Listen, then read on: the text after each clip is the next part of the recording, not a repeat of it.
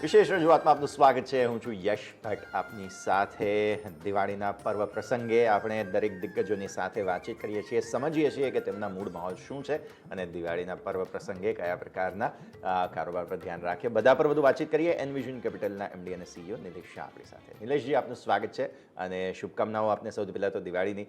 અને ખૂબ રસપ્રદ સમયથી ભારત પસાર થઈ રહ્યું છે. એક એવો માહોલ છે કે જ્યારે સમગ્ર વિશ્વ જે છે તે ભારત પર નજર રાખી રહ્યું છે અને કંઈક નવું શીખવા, નવું જાણવા સમજવા માટે ઘણી બધી તકલીફોનો સામનો વિશ્વ કરી રહ્યું છે, પણ ભારત છે જે બતાવી રહ્યું છે કે અહીંયાથી કયા દિશામાં, કઈ રીતે, કયા સ્ટેપ સાથે આગળ વધવું જોઈએ. નિલેશજી, હેપી દિવાળી, નૂતન વર્ષાભિનંદન, સાલ મુબારક આપને, આપની પૂરી ટીમને અને આપના પરિવાર અને સૌ વ્યુઅર્સને. એ શુભકામનાથી આ એક જે સંમત છે અને જે ગયું સંમત છે એમાં ખરેખર ભારતે એક બહુ સારું પ્રદર્શન આપ્યું છે. જે હિસાબે દુનિયાની જે ચેલેન્જીસ છે, બીજા બધા દેશો છે, ખાસ કરીને વિકસિત દેશો છે, એમના જે ચેલેન્જીસ છે રિસેશનને લઈને, ઇન્ફ્લેશનને લઈને, અને ત્યાંની ગવર્મેન્ટ્સ અને ત્યાંની સેન્ટ્રલ બેન્ક્સે જે ઇન્ટરેસ્ટ રેટ્સનો વધારો કરવામાં એમને ફરજ પડી રહી છે, એ મુકાબલામાં આમ જોવા જોઈએ તો ઇન્ડિયાની ઇકોનોમીએ ગયા સંમતમાં ઘણું સારું પ્રદર્શન કર્યું છે.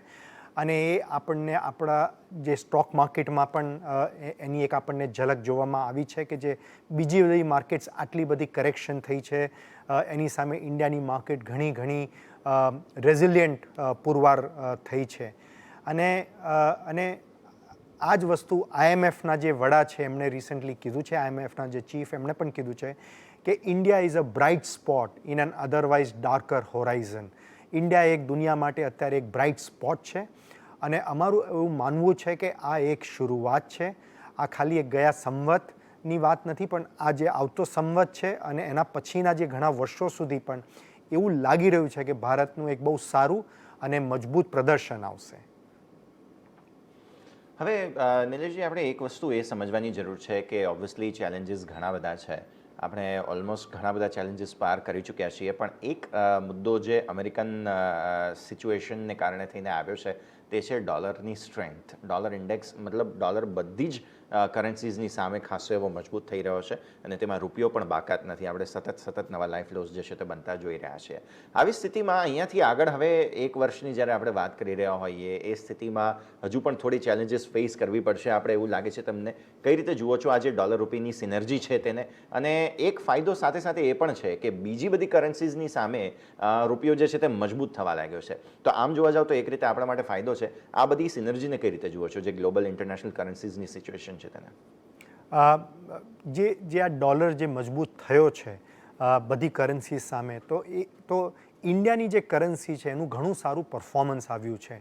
આપણું યર ટુ ડેટ શાયદ ડોલર સામે 9થી 10% જે ડેપ્રિસિએશન થયું છે, પણ તમે બીજી અન્ય કરન્સી જુઓ તો એ બધી કરન્સીઝ ઓન એન એવરેજ 15થી 20 કે 15થી 25% ડેપ્રિસિએશન થયું છે બીજી બધી કરન્સીઝનું. તો રિલેટિવ બેસિસ ઉપર ભારતની કરન્સીએ કે ભારતના રૂપિયાએ ડોલર સામે રિલેટિવલી ઘણું સારું પ્રદર્શન કર્યું છે. પહેલી વાત તો એ છે. બીજી વસ્તુ છે કે આટલું ડોલરનું જે સ્ટ્રેન્થ આવ્યું છે, જે મજબૂતાઈ આવી છે, નોર્મલી એનો સીધો રિઝલ્ટ હોય છે, પરિણામ હોય છે ઇન્ફ્લેશન, જે ફુગાવો, ભાવોમાં જે ફુગાવો થાય છે. પણ આ પહેલી વખત એટલીસ્ટ મેં જોયું છે કે જ્યાં આપણો જે ફુગાવાનો દર છે, જે ઇન્ફ્લેશનનો દર છે, એ બીજા વિકસિત દેશોની કમ્પેરિઝનમાં હજી ઓછો છે. બીજી બધી દેશોમાં 8થી 9% છે, જ્યાં એ જ ભારતમાં એ ફુગાવાનો દર લગભગ 7% છે. તો આ એક આમ જોવા જઈએ તો આ એક અદ્ભુત છે જે આપણે પહેલાં ક્યારેય જોયું નથી. અને ત્રીજી વસ્તુ કે ખાસ કરીને આપણે અત્યારે ઇન્ડિયાને જે વધારે જરૂર છે એ આપણું એક મેન્યુફેક્ચરિંગ સેક્ટર, અને એમાં બી એક્સપોર્ટ્સ ઓફ મેન્યુફેક્ચરિંગ પ્રોડક્ટ્સ, એનું એક બહુ જરૂરી છે કે આમાં એક બહુ સ્ટ્રોંગ ગ્રોથ આવે. આપણે એશિયાની બીજી બધી ઇકોનોમીઝ જોઈએ, ચાહે ચાઇના હો, સાઉથ કોરિયા હો, આ બધી ઇકોનોમીઝનું હાયર GDP ગ્રોથ રેટ કે વૃદ્ધિનો દર એક્સપોર્ટ ઓફ મેન્યુફેક્ચરિંગ પ્રોડક્ટ્સથી આવ્યો છે. અને એવું લાગી રહ્યું છે કે જે રૂપીનું આ જે ડેપ્રિસિએશન થયું છે, ડોલરની જે મજબૂતી થઈ છે, એમાં આપણા એક્સપોર્ટ્સ એક બહુ સારી રીતે કોમ્પિટિટિવ થશે અને જેનાથી એક્સપોર્ટ્સ વધશે અને ઓવરઓલ આપણો જે GDP ગ્રોથ છે, જે મીડિયમ ટુ લોંગ ટર્મમાં, એને એક બહુ સ્ટ્રોંગ સપોર્ટ અને એક બહુ સ્ટ્રોંગ પુશ મળશે અહીંયાથી. તો હા, આ એક જે નબળાઈ છે આપણા કરન્સીની ડોલરની સામે એ એક ઓફકોર્સ સ્ટાર્ટિંગ પોઈન્ટ એ આપણા માટે શોર્ટ ટર્મમાં ચેલેન્જીસ ઊભા કરે છે ઇન્ફ્લેશન રૂપે, પણ મીડિયમ ટુ લોંગમાં આનાથી આપણને જરૂર ફાયદો થશે. અને જે આપણા બીજા જે આર્થિક રિફોર્મ્સ કર્યા છે સરકારે, જે પોલિસી રિફોર્મ્સ મેન્યુફેક્ચરિંગ સેક્ટર માટે, એ પ્લસ આ જે ડોલરનું એપ્રિસિએશન થયું છે, આ બંને વસ્તુ ભેગું થઈને કોમ્બિનેશનમાં આપણા એક્સપોર્ટ્સ બહુ સારી રીતે ફ્યુચરમાં ગ્રો થશે અને જેનાથી આપણી ઇકોનોમી વધારે હાયર રેટે ગ્રો થશે અને વધારે મજબૂત થશે. અને આ જે રિફોર્મ્સ આપણે જોઈ રહ્યા છીએ તેમાં એક મેજર ટર્ન અરાઉન્ડ જે છે તે ખાસ એક્સપોર્ટની તમે વાત કરી તો મને યાદ આવે છે તે છે કે ભારત હવે મેન્યુફેક્ચરિંગ હબ બનવા તરફ આગળ વધી રહ્યું છે. અત્યાર સુધી માત્ર સર્વિસીસ પર આપણું ફોકસ હતું, પણ હવે મેન્યુફેક્ચરિંગ ક્ષેત્રે ઘણા બધા પરિવર્તનો થયા છે. દિગ્ગજ કંપનીઓ, એપલ જેવી કંપનીઓ પણ હવે એકાદ મહિનાના જ ડિફરન્સમાં રાખ્યા છે ચીન અને ભારતને મેન્યુફેક્ચરિંગ ક્ષેત્રે. અને આ લગભગ આવતા વર્ષે જે નવા ફોન્સ આવશે તેમાં તો બધા લગભગ એવું બને છે કે નેક ટુ નેક થઈ જશે અને જે સમયે ચાઇનામાં ઉત્પાદન શરૂ થાય છે તે જ સમયે ભારતમાં પણ ઉત્પાદન શરૂ થઈ જાય. એટલે બહુ સારી ગતિ આપણે પકડી છે. અને જે પ્રકારની કોમ્પિટિશન છે મેન્યુફેક્ચરિંગ હબમાં, તેમાં ડિસ્રપ્શન લાવવા માટે ભારત પાસે પૂરી કેપેબિલિટી છે. ચાહે તે ઇલેક્ટ્રોનિક્સ પ્રોડક્ટ્સ હોય કે ચાહે ડિફેન્સની વાત હોય, ડિફેન્સ માટે પણ ખાસો એવો બઝ બની રહ્યો છે. એક્સપોર્ટનું જે વાત છે તમે જેમ હમણાં કરી, તેમાં મને લાગે છે કે આ મેન્યુફેક્ચરિંગની જે કેપેબિલિટીઝ છે ભારતની, જે ડેવલપ થઈ રહી છે વધારે, તે બહુ મોટું યોગદાન આપશે. ડેફિનેટલી. અને આ યોગદાન બહુ મોટું યોગદાન રહેશે અને બહુ લાંબા સમય માટે રહેશે. કોઈ બી દેશ જેનું ગ્રોથ આવે છે અને જે એક ડેવલપિંગ ઇકોનોમી તરફ જે આગેકૂચ કરતું હોય છે, કોઈ પણ દેશ અને ડેવલપ્ડ ઇકોનોમી બને છે, એની પહેલાં બહુ જરૂરી છે કે જે આપણા જે કરોડો લોકો છે એમના માટે એક ફાર્મ ટુ ફેક્ટરીનું એક મૂવમેન્ટ જે થઈ શકે છે એ એક મેન્યુફેક્ચરિંગ સેક્ટરથી થઈ શકે છે. અને સરકારે જે અમુક રિફોર્મ્સ કર્યા છે છેલ્લા 5-7 વર્ષમાં, જે PLI સ્કીમ છે, GST છે, બેન્કરપ્સી કોડ છે, અમુક લેબર રિફોર્મ્સ છે, કે મેન્યુફેક્ચરિંગ સેક્ટર માટે જે ઇન્કમ ટેક્સ રેટ છે એ આપણા ત્યાં અમુક મેન્યુફેક્ચરિંગ ક્ષેત્રમાં ખાલી 15% છે, જે શાયદ આખા એશિયામાં લોએસ્ટ રેટ છે. એટલે આ બધા ફેક્ટર્સ આપણે જોઈએ તો આનાથી આપણા મેન્યુફેક્ચરિંગ સેક્ટરને બહુ એક મોટો ફિલિપ મળ્યો છે, બહુ એક મોટો પુશ મળ્યો છે. અને એમાં જેમ આપણે વાત કરી કે જે એપલ છે, તો એપલે ખાલી આઈફોનથી સ્ટાર્ટ કર્યું છે અને એવું મારા વાંચવામાં આવ્યું છે કે જે અત્યારે એમનું ટાર્ગેટ છે કે 5% આઈફોન્સ ઇન્ડિયામાં મેન્યુફેક્ચર થશે, જે આવતા 5-7 વર્ષમાં આ 5%નો 25% થઈ શકે. એટલે જે દુનિયામાં 4માંથી 1 આઈફોન જો ઇન્ડિયામાં બનશે તો ઇન્ડિયા માટે આ એક બહુ મોટી ઉપલબ્ધિ છે. મારું એવું માનવું છે કે આ એક જે એપલનો એક આ સ્ટેપ છે, આ એક ખાલી શરૂઆત છે. અને એવું લાગી રહ્યું છે કે આવતા 2-5 વર્ષમાં દુનિયાની બીજી ફોર્ચ્યુન 500 કંપનીઓ પણ ઇન્ડિયામાં આવીને એમનું મેન્યુફેક્ચરિંગ ફેસિલિટી સેટઅપ થશે અને એક્સપોર્ટ થશે. અને અમુક જે ક્ષેત્ર છે, આપણે આઈફોન્સ, ઇલેક્ટ્રોનિક આઇટમ્સ એ બધાની તો આપણે ડિસ્કશન કર્યું, કેમિકલ્સ, ફાર્માસ્યુટિકલ્સ, કાર્સનું એક્સપોર્ટ, આ બધું આપણે એનું જોઈ લીધું છે કે શું થઈ શકે છે. પણ ડિફેન્સ જે એક છે એક બહુ મોટો ક્ષેત્ર છે. અને ડિફેન્સ છે એ અલાવા જે આપણું કન્વેન્શનલ સેક્ટર્સ જેમ કે ટેક્સટાઇલ્સ, લેધર પ્રોડક્ટ્સ, આ બધા જે છે એ બધા સેક્ટર્સ, એટલે ઓવરઓલ ઇન્ડિયાનું એક્સપોર્ટ બાસ્કેટ બહુ મોટું થઈ રહ્યું છે. અને જે આપણું એક લક્ષ્ય છે કે આવતા 8-10 વર્ષમાં ઇન્ડિયા ઓવરઓલ એક્સપોર્ટ્સ એ $1 ટ્રિલિયન જે લક્ષ્ય છે સરકારનું લાંબા સમયનું, એ અચીવ કરવાની ભારતની અત્યારે બહુ એક સારી કેપેસિટી છે, સારી શરૂઆત કરી છે. અને આ એક આપણા ભવિષ્ય માટે આ એક બહુ મોટું પોઝિટિવ ડેવલપમેન્ટ ઉભરીને આવી શકે એમ છે. બિલકુલ. હવે આ સાથે આવી આપણે ભારતની હાલની સ્થિતિ પર. ઇન્ફ્લેશનથી કોઈ જ બાકાત નથી, દુનિયાનો કોઈ પણ દેશ બાકાત નથી. આપણે પણ ઇન્ફ્લેશનથી ઝઝૂમી રહ્યા છીએ. પણ જે પ્રકારના સ્ટેપ્સ RBI દ્વારા લેવામાં આવ્યા છે તેના કારણે થઈને ઘણું ખરું આપણે કાબૂમાં લાવી શક્યા છીએ મોંઘવારીને. અહીંયાથી હાલ સ્થિતિ કઈ રીતે જુઓ છો? આવનારા 6 મહિના હજુ પણ થોડા પડકારજનક લાગે છે કે કેમ તમને? અને મોંઘવારીથી કયા હદ સુધી આપણે ડીલ કરી લીધું છે ભારતે? એના માટે અને આપે જે કીધું એ એકદમ બરોબર છે કે અત્યારે દુનિયાનો કોઈ પણ ભાગ કે કોઈ પણ દેશ કે કોઈ પણ વર્ગ ઇન્ફ્લેશનથી બચી નથી શક્યું. અને આપણા માટે ઇન્ડિયા માટે ખાસ એ છે કે જે ડોલરનું એપ્રિસિએશન થયું છે અને આપણે જે આપણું ઘણું ખરું ક્રૂડ ઓઇલની રિક્વાયરમેન્ટ છે, નેચરલ ગેસની રિક્વાયરમેન્ટ છે, એનું ઘણું મોટા પાયે આપણે ઇમ્પોર્ટ કરીએ છીએ. તો આ એક આપણા માટે એક ચેલેન્જ છે અને આ ચેલેન્જથી આપણે એવું લાગી રહ્યું છે કે આપણે આ ચેલેન્જને સારી રીતે કોપ કરી શકીશું. પણ એવું લાગી રહ્યું છે કે લગભગ જે ઇન્ફ્લેશન છે આ 7-8% રેન્જમાં એવું લાગી રહ્યું છે કે પીક થઈ ગયું છે. અને રિઝર્વ બેંક ઓફ ઇન્ડિયાની જે લેટેસ્ટ ક્રેડિટ પોલિસી હતી એમાં પણ રિઝર્વ બેંક ઓફ ઇન્ડિયાએ આનો સંકેત આપ્યો છે કે એવું લાગી રહ્યું છે કે ઇન્ફ્લેશન લગભગ પીક આઉટ થયું છે અને આવતા જે 4 થી 6 ક્વાર્ટર એટલે લગભગ 1 થી 1.5 વર્ષમાં ઇન્ફ્લેશન જે 7 થી 8% આસપાસ ચાલી રહ્યું છે એ લગભગ 5 થી 6% આસપાસ આવી શકશે, જે એક આપણા ઇન્ડિયા માટે એક નોર્મલ ઇન્ફ્લેશન રેટ છે. તો એવું લાગી રહ્યું છે કે જે ઇન્ફ્લેશન ને ઇન્ફ્લેશન રિલેટેડ ચેલેન્જીસ છે એ લગભગ આપણે એમાંથી ગુજરી ચૂક્યા છીએ અને હોઈ શકે કે બીજા હજી 2-3 ક્વાર્ટર માટે આપણે આનું થોડું પેન કે જે આપણે આનું સહન કરવું પડશે. પણ એના પછી એવું લાગી રહ્યું છે કે જે હિસાબના પોલિસી સ્ટેપ્સ, જે હિસાબના કદમો દુનિયાની અન્ય જે સેન્ટ્રલ બેંક્સ છે કે ત્યાંની જે બેંક્સ છે એમને જે ડિસિશન્સ લીધા છે એનાથી ઇન્ફ્લેશન કાબૂમાં આવી શકે એવું છે. અને એવું લાગી રહ્યું છે કે ભારતની સરકાર, ભારતનું આખું જે પોલિસી એપરેટસ છે, પોલિસી ફ્રેમવર્ક છે એ આ ઇન્ફ્લેશનની ઉપર એક બહુ સારી નજર રાખી રહ્યું છે અને એવું લાગી રહ્યું છે કે આ નિયંત્રણમાં આવશે.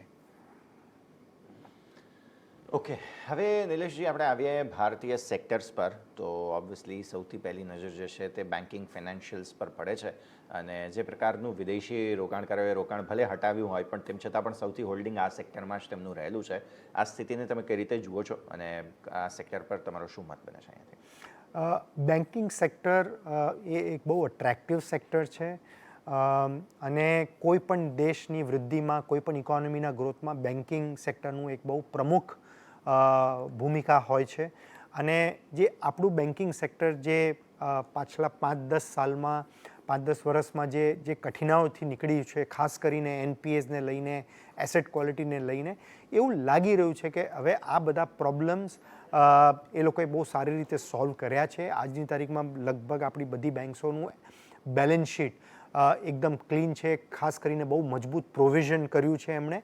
અને આપણે આજે આ સપ્ટેમ્બર ક્વાર્ટર પણ ગયું એમાં ઓવરઓલ બેન્કિંગ સેક્ટરનું જે લોન ગ્રોથ છે એ 16% આવ્યું છે અને અમુક બેંક્સે તો લગભગ 20 થી 25% લોન ગ્રોથ દર્શાવ્યું છે.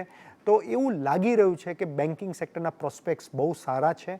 અત્યાર સુધી ખાસ કરીને ખાલી 2-3 જે લીડિંગ પ્રાઇવેટ બેંક્સ છે એમનું જ પરફોર્મન્સ સારું આવતું હતું, પણ હવે એવું લાગી રહ્યું છે કે ઓવરઓલ બેન્કિંગ સેક્ટર અને ખાસ કરીને જે ટિયર 2 યા જે આપણે મિડ કેપ બેંક્સ કહીએ એમનું પ્રદર્શન વધારે સારું આવી શકે એવી અમારી ગણતરી છે, એવું અમારું અનુમાન છે. તો ઓવરઓલ બેન્કિંગ સેક્ટરનો અત્યારે એક બહુ સારા પ્લેટફોર્મ ઉપર અને બહુ એક સારું ફાઉન્ડેશન બેન્કિંગ સેક્ટરનું છે અને આવતા વર્ષોમાં બેન્કિંગ સેક્ટરનું સારું પરફોર્મન્સ જળવાઈ રહેશે એવું અમારું માનવું છે.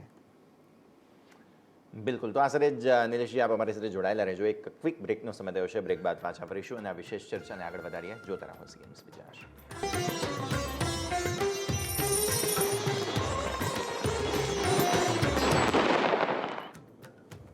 બરાબર, આપનું સ્વાગત છે. નિલેશજી આપણી સાથે છે. નિલેશજી બ્રેક બાદ સ્વાગત છે. અને આગળ હવે નેક્સ્ટ સેક્ટર કે જેની પાસેથી ઘણી બધી અપેક્ષાઓ છે તે છે ઓટો. ઘણી બધી ચેલેન્જીસથી પસાર થયેલું સેક્ટર છે. પહેલાં BS4 તે BS6 સીધા, ત્યારબાદ CNGની ચેલેન્જીસ, ત્યારબાદ ઇલેક્ટ્રિક વ્હીકલ્સ અને તો હાઇડ્રોજનની પણ હવે બહુ અર્લી ચર્ચાઓ થવા લાગી છે. કઈ રીતે જુઓ છો? ઘણા બધા સેગમેન્ટ્સ છે આની અંદર, commercial vehicle, passenger vehicle, 2 wheelers, બધાને ઓવરઓલ વ્યૂ આપણે જો વાત કરીએ તો નિલેશજી. ઓટો સેક્ટર એક બહુ ઇન્ટરેસ્ટિંગ સેક્ટર છે અને ઘણા ડિફિકલ્ટ સમયથી ગુજરી ચૂક્યો છે. ખાસ કરીને જે ચિપ શોર્ટેજનો પ્રોબ્લેમ હતો એ એવું લાગી રહ્યું છે કે ચિપ શોર્ટેજનો હવે પ્રોબ્લેમ એટલો બધો છે નહીં અને ડિમાન્ડ પાછી આવી ગઈ છે. તો આપણે જે અમુક ડેટા પોઈન્ટ્સ પણ રિસેન્ટલી જોયા હતા કે સારી એવી વૃદ્ધિ જોવામાં આવી છે એ લોકોના સેલ્સમાં. આમાં જે ઓટો સેક્ટર છે એમાં 2 કે 3 જે સેગમેન્ટ્સ છે એ બહુ ઇન્ટરેસ્ટિંગ સેગમેન્ટ્સ છે. ખાસ કરીને જે પેસેન્જર કારમાં જે એસયુવી સેગમેન્ટ છે, એ એસયુવી સેગમેન્ટનું અત્યારે ગ્રોથ જબરદસ્ત થયું છે અને ઇન્ડિયામાં લગભગ વાર્ષિક ધોરણે જેટલી બી ગાડીઓ વેચાય છે એમાંથી લગભગ 50% ગાડીઓ એસયુવીઝ છે. તો એમાં જે અમારી એક પોર્ટફોલિયો કંપની છે મહિન્દ્રા એન્ડ મહિન્દ્રા, એ અમારી ટોપ પિક છે ને ટોપ પસંદગીવાળી ઓટો કંપની છે. એના અલાવા જે એક કમર્શિયલ વ્હીકલ્સ જે કંપનીઓ ટ્રક્સને એ બનાવે છે, એમાં એક એવું લાગી રહ્યું છે કે એમાં ટ્રક્સનું ડિમાન્ડ બહુ સારું આવી શકે છે. ખાસ કરીને મેન્યુફેક્ચરિંગ, માઇનિંગ, ઇન્ફ્રાસ્ટ્રક્ચર, ટ્રાન્સપોર્ટેશન જેવા જો સેક્ટર્સમાં એક બહુ જબરદસ્ત પિકઅપ આવશે તો ટ્રક્સની ડિમાન્ડ પણ સારી એવી વધી શકે છે. અને એમાં અમારું એવું માનવું છે કે ટ્રક કંપનીઓ કરતાં પણ જે ટ્રક કંપનીઓને જે સ્પેર પાર્ટ્સ ને જે કમ્પોનન્ટ સપ્લાય કરે છે, એટલે જે ઓટો કમ્પોનન્ટ કંપનીઝ જે અમે કહીએ છીએ, એમાં અમને વધારે એટ્રેક્ટિવ ઓપોર્ચ્યુનિટીઝ જોવામાં મળે છે. અને ત્રીજો જે એરિયા છે એ છે ઇલેક્ટ્રિક વ્હીકલ્સ. ખાસ કરીને જે કંપનીઓ ઇલેક્ટ્રિક વ્હીકલ્સ બનાવશે અને એમાંથી બી જે 2 વ્હીલર ઇલેક્ટ્રિક વ્હીકલ્સ છે ત્યાં, અને એમાં પણ જે ઓટો કમ્પોનન્ટ કંપની એક અમારા પોર્ટફોલિયોમાં કંપની છે ગેબ્રિયલ કરીને, એ ઓલા જેવી 2 વ્હીલર કંપનીઝને પણ એમના જે શોક અબ્ઝોર્બર્સ છે એ સપ્લાય કરે છે. તો એવું અમારું માનવું છે કે કોમ્બિનેશન ઓફ ઓઈએમ કંપનીઝ કે જે કંપનીઝ બનાવે છે પ્રોડક્ટ્સ અને જે કંપની એમને કમ્પોનન્ટ્સ કે સ્પેર પાર્ટ્સ સપ્લાય કરે છે, એનું એક કોમ્બિનેશન કરીને એક પોર્ટફોલિયોમાં હોવું જોઈએ. અને અમારું એવું માનવું છે કે આવતા ઘણા વર્ષો માટે ઓટોમોબાઈલ અને ઓટોમોબાઈલ કમ્પોનન્ટ જે સેક્ટર છે એ એક બહુ અટ્રેક્ટિવ અને આકર્ષિત સેક્ટર છે. ડેફિનેટલી. તો આ વ્યૂ જે છે તે અહીંયાથી ખાસ આ સેક્ટર માટે રિયલ એસ્ટેટ પણ ખાસું એવું બઝિંગ છે. ખાસ તો મુંબઈ અને આસપાસના એરિયામાં જે પ્રકારનું ડેવલપમેન્ટ થયું, બેંગ્લોર આપણે જોયું કે ત્યાં ખાસું એવું ડેવલપમેન્ટ છે. ગુજરાતમાં તમે જુઓ અમદાવાદ સહિતના વિસ્તારોમાં ખાસું એવું ડેવલપમેન્ટ રિયલ એસ્ટેટમાં થઈ રહ્યું છે. દિલ્હી તો ઓલરેડી ડેવલપ્ડ હતું જ, પણ આ વિસ્તારની જે કંપનીઓ છે રિયલ એસ્ટેટમાં જે જોડાયેલી છે બાંધકામ સાથે કે પછી ડેવલપમેન્ટ સાથે, બધી જ કંપનીઓમાં બહુ જ સરસ એક્શન જોવા મળી રહ્યું છે. આ સેક્ટર તમે કઈ રીતે જુઓ છો નિલેશ? આ રિયલ એસ્ટેટનું જે સેક્ટર છે એ અમારું એવું માનવું છે કે આવતા વર્ષો માટે બહુ એક અટ્રેક્ટિવ ઓપોર્ચ્યુનિટી છે. આ સેક્ટર બહુ સારા ચેલેન્જીસ, પ્રોબ્લેમ્સ અને મુશ્કેલીઓથી નીકળી અને બહાર આવ્યું છે. અને અમારું એવું માનવું છે કે એક બહુ સ્ટ્રોંગર પોઝિશનમાંથી બહાર ઉભરીને આવ્યું છે.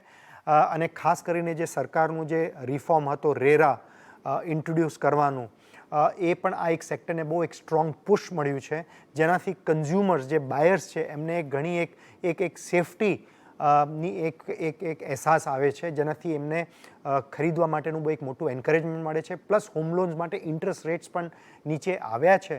અને આજની તારીખમાં જે બી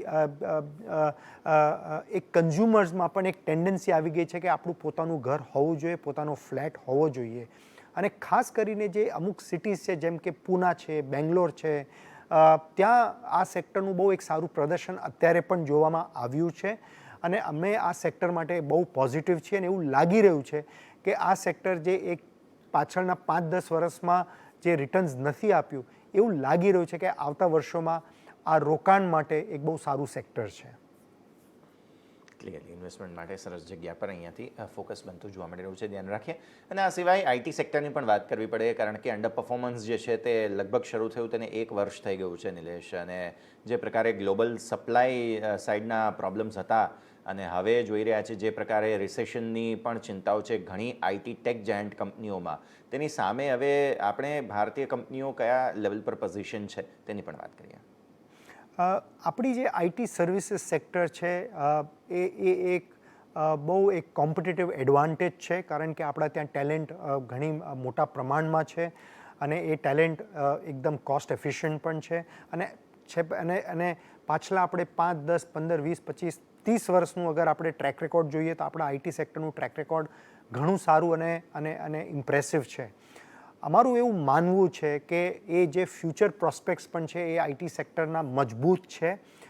ફર્ક એટલો છે કે આવતા 2 કે 4 ક્વાર્ટર માટે થોડું હોઈ શકે કે જે આપણે પાછલા 1 કે 2 વર્ષમાં જે વૃદ્ધિનો દર જોવામાં આવ્યો છે એ થોડો ઓછો આવે.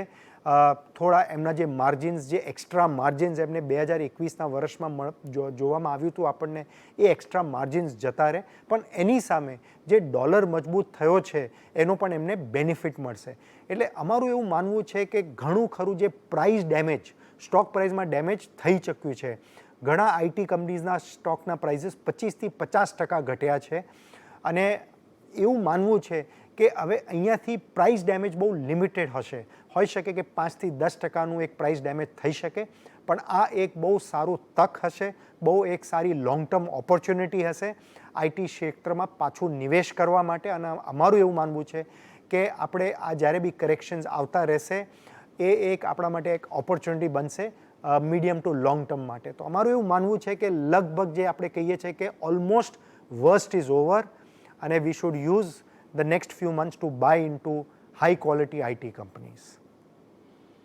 બિલકુલ. અને ભારતની જે થીમ હંમેશા રહેલી છે કન્ઝમ્પશનની, તેની જો આપણે ચર્ચા નહીં કરીએ તો ચર્ચા અધૂરી રહેશે. કન્ઝ્યુમર ડિસ્ક્રેશનરીઝ પર પર્ટિક્યુલરલી ખાસું એવું ફોકસ બધાનું રહેતું હોય છે. તમે કઈ રીતે જુઓ છો જે કન્ઝમ્પશનની થીમ છે તેને, ડિસ્ક્રેશનરી સાથે જોડાયેલા કાઉન્ટર્સ બધા?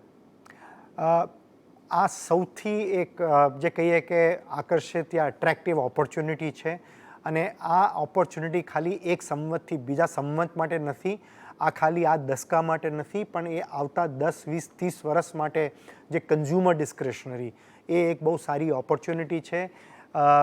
ઇન્ડિયાનો આજનો જુવાન એમની એક ખર્ચો કરવાની, એક કન્ઝ્યુમ કરવાની એક અલગ પર્સપેક્ટિવ છે, એક અલગ અંદાજ છે.